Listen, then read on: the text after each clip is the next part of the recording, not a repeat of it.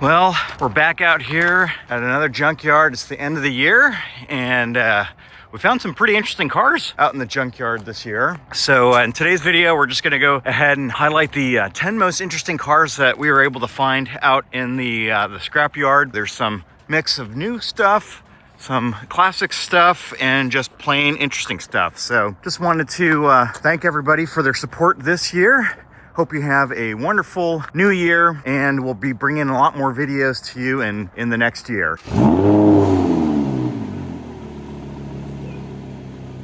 For 2,300 bucks. Let's see what this is. Wow, it's got a whole lift kit on it. Oh, it's a Scout, all-wheel drive. What year is it?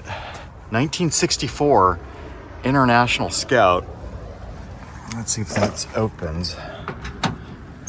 Wow, it's bare inside, but oh, no transmission. I wonder if there's an engine in it. Yeah, it's rough for having a salvage title. Yeah, I don't know. If it had a clean title, this might be worth taking a closer look at. Wow, 1964 International Scout for sale here. It looks pretty decent.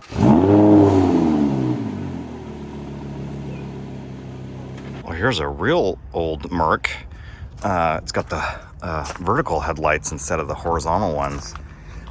Ooh, it's a bit wet here. I'm not gonna be able to go by and look at it, but it's a 1976 Mercedes 280. Really like the headlights on these and the grille, but of course someone took that. Took the doors, door handles, and some trim pieces. So hopefully those went to good use. Oh, I can take a peek in here. Oh, well, look how heavy these doors are. Oh. Okay, I'm assuming those wings did not come off of this car, but you can see someone needed the back seat, and they're mismatched. So they got red seats in the front and burgundy seats in the back. So these front seats have been replaced because the rest of the trim is beige or tan. Window looks like it's been, man, these doors are, that one's tough. This one's beat.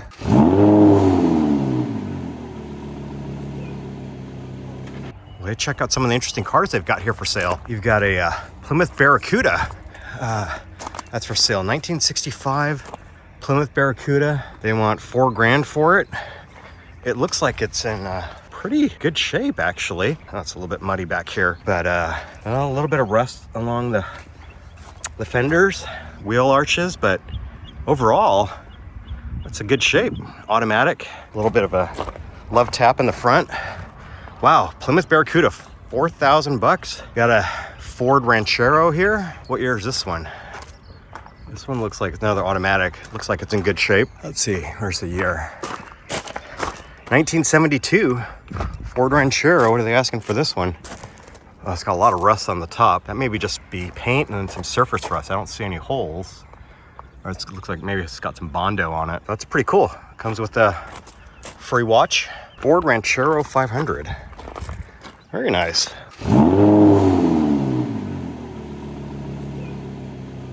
We'll check out these two classics. You've got a, looks like a Ford Thunderbird, maybe? Yeah. 1964 Ford Thunderbird, 28,000 miles. Let's see if it's, yeah. Oh, that's cool. Look at those gauges. Check out those gauges. That is pretty neat. Love the turquoise interior here. Headliner needs some work. Front seats are out, but check out that center console. Pretty different. No glove box. I don't see a glove box in here, but that's pretty neat. Some nice lines on this thing. Ford Thunderbird. And this looks like a El Camino. We'll take a look at it next. Yeah, that's pretty nice. Pretty nice. Ford Thunderbird. Look at those gauges and those levers.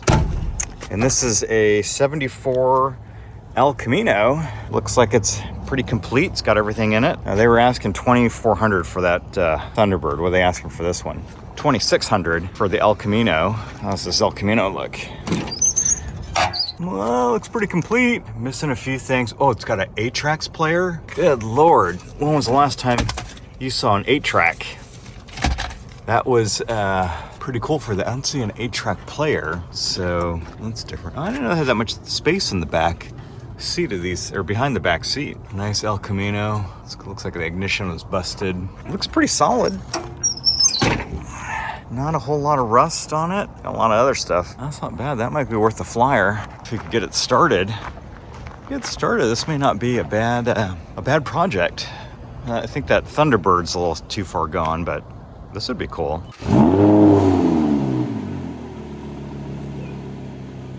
A nice Jag here as well. What year is this Jaguar? It looks to be a 94 XJ6. Look at that. Yeah, these fancy, looking for the lights. It's kind of hard to see with it being so vertical, but I've never seen the light switch on here before. And then I don't know what these are for. Oh, it's for the cruise control. So that's your cruise control and your trip computer. That's kind of weird. It looks like it was just added on at the last minute, but a pretty neat car. Look at the leather, still pretty nice on this car. Headliner looks like it's in pretty decent shape for a 94. I'm curious what this is. Maybe it's the amount of dimming that you can do. On, off, maximum dimming. So maybe it controls the auto dimming, but that's kind of a neat car. It looks like it got a little love tap in the back. You got the light on the courtesy lights on the seat back, so you can kind of get better light than if it was from the top. And look at that for a strap, a hold-on strap. Auto retracts. Fancy. Fancy, fancy.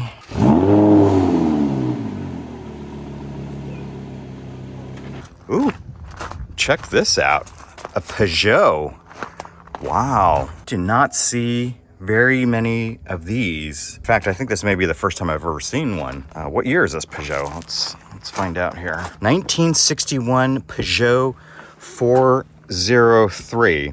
And the interesting thing about the zeros is, if you know the story about the Porsche 911, originally they wanted to call it the 901. Peugeot owns the rights to anything with a number that has a 0 in the middle. And so because Porsche already had the ones, they just called it the 911. So that's how the 911 name came about. But this is a Peugeot 403. That's interesting. Huh, it's definitely a barn find. Look at all that dirt in there. But the body panels look pretty straight. Door doesn't open though. The rear one does. Well, look at the seat covers, or the seat trim. It had that floral pattern on it. Very, very French. I think that's a column shifter. Let me see if I can get to the other side and get a better look at it. Yeah, that is if you can see, there's 3 pedals. Let me get in here. There's 3 pedals with a column shifter. So, if you imagine this is the floor, it's the same way. 1, 2, and then 3. But you do it shifting on the column. So if you've never seen a column shifter before, that's how it works. And yeah, so you can kind of row the gears this way. But that's neat. Oh, it looks like it's been retrimmed because the front seats don't match the rear seats. So I wonder which of the trim was original. And you can see there's a cutout here for the floor shifter. So I wonder if this body was used for a different model, or if different ones came with floor shifters versus column shifters. But that's neat. That is a neat old car. All right.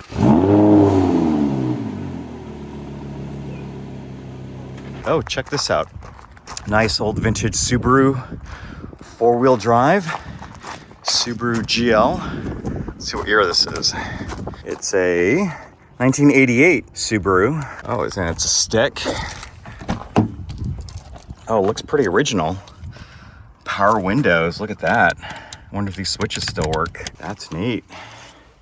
And it's a standard with the 4-wheel drive selector. Still has the original radio. Nice cloth seats are in really nice shape for a car this old. Look at that. Not a single rip in it. Wow, somebody really took care of this car. It's too bad it ended up here, but at least somebody could get some parts from it, which looks like somebody's already been through here and grabbed some stuff. What'd they grab? Is that where the spare tire sits? The spare tire sits up in front on the engine like that? No, it can't be. That can't be where it's supposed to sit. Is it? I think it is. I didn't know that. Your spare tire is in your engine in these Subarus. That's pretty cool. Well, I guess if it's an all-wheel drive, maybe there's no room in the back to put the spare tire. I don't know. Oh, it's even got the cover, the cargo lid cover, and it's got a little compartment here. So I guess store some tools or hide some stuff, a little hideaway. And that's probably why the spare is up front, because there's probably no room for it underneath. Yep, no room for it underneath and no room for it in the back. So they stick it underneath the hood there. Pretty cool.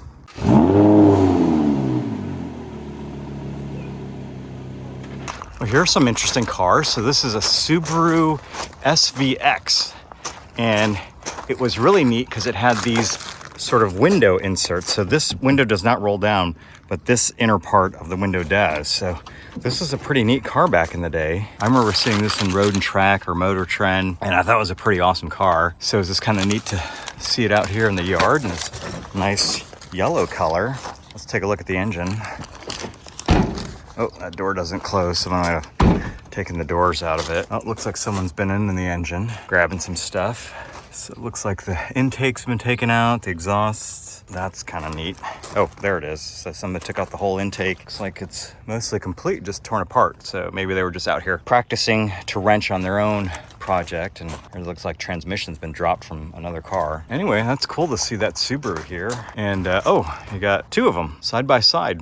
Another one with the roll down insert windows, and this one's got a spoiler on it. That's neat. Gosh, these were really cool cars back in the day. So now they're just here in the junkyard collecting dust. Neat to see a couple of these out here. Hopefully somebody's got some good parts from them, because you don't see too many Subaru SVXs around. Wow, look at this. It's a 2005 Mercedes SL 500. You don't normally see these hit the yard that often. It's got that retractable hardtop roof. And look at it in red. Man, somebody tore through it trying to get some parts off this thing. This was easily a $100,000 car when it was new. Look at that massive V8 in there. Looks like I think somebody dropped it already off the subframe, because I don't think it's supposed to normally be sitting that low. Let me see down here. Oh yeah, somebody dropped the subframe. Trying to grab something from this, but Mercedes SL 500 in the yard.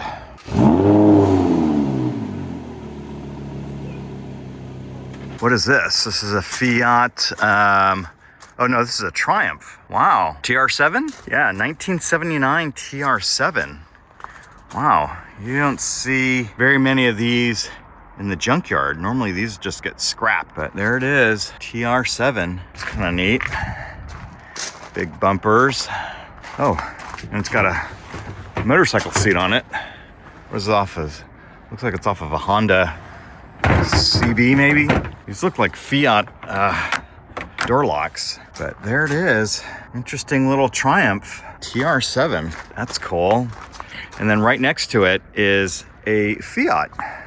I think this is what, a 125? Or excuse me, 124? Fiat 124? Yeah, 1978 Fiat 124. Well, the interior looked okay, but with the rain that we've had the past few days, and this being a rag top that wasn't up, all this stuff got soaked, and that's it. The foam's done. But there still might be some stuff to pick.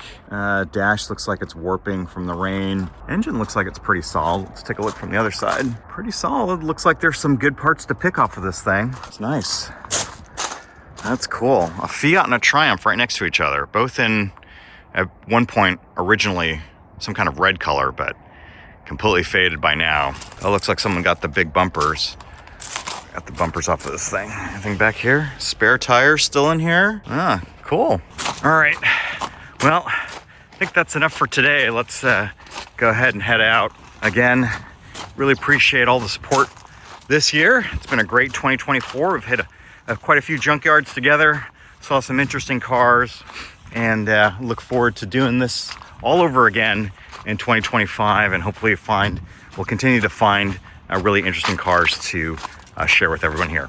So thanks so much and Happy New Year. If you're enjoying these videos, please consider subscribing to the channel and to the newsletter using the links below. We'll share more tool buying tips, classic car and classic motorcycle project finds, some motorsport news, and maybe a wrenching tip or two.